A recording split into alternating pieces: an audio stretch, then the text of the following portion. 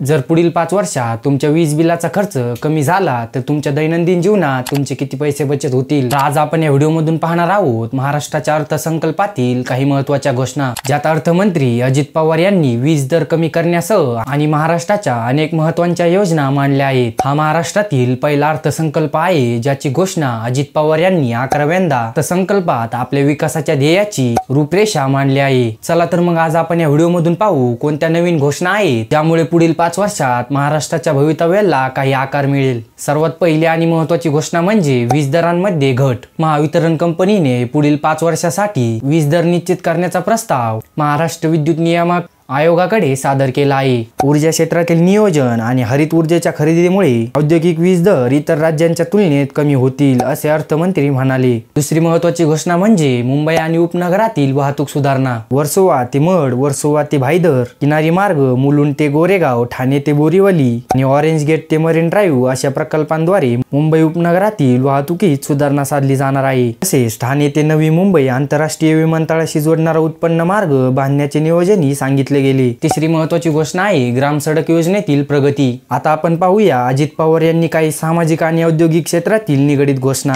Number 1 वर आहे लाडकी बहीण योजना। नव्या अर्थसंकल्पात मुख्यमंत्री माझी लाडकी बहीण या योजनेखाली लाभार्थ्यांसाठी आर्थिक मदत देण्याचे आश्वासन देण्यात आले आहे। यासाठी 5 वर्षात हजारो कोटींचा निधी राखीव ठेवण्याचे नियोजन आहे। नंबर 2 वर आहे औद्योगिक गुंतवणूक आणि रोजगार। अर्थसंकल्पात सांगितले गेले आहे की राज्यात सुमारे 15,72,654 कोटींची गुंतवणूक होणार आहे। त्यामुळे लाखो रोज निर्मिती होईल। यामुळे महाराष्ट्राचा औद्योगिक विकास आणि आर्थिक उन्नतीला चालना मिळेल। नंबर 3 वर आहे गडचिरोली स्टील हब। गडचिरोली जिल्ह्यातील स्टील हब म्हणून विकसित करण्यासाठी 21,830 कोटींचा करार करण्यात आला आहे आणि त्यातून अंदाजे 7,500 रोज निर्मिती होईल। नंबर 4 वर आहे मेट्रो व पायाभूत सुविधांचा विकास आणि नंबर 5 वर आहे विद्युत आणि ऊर्जा धोरण। तर मित्रांनो, आजच्या अर्थसंकल्पात ह्या अशा काही मोठ्या घोषणा झाल्या आहेत। तर मित्रांनो, या अर्थसंकल्पाविषयी तुमचे काही मत असेल तर कमेंटमध्ये नक्की कळवा। माहिती आवडली असेल तर चॅनलला सबस्क्राईब आणि व्हिडिओला एक लाईक नक्की करा।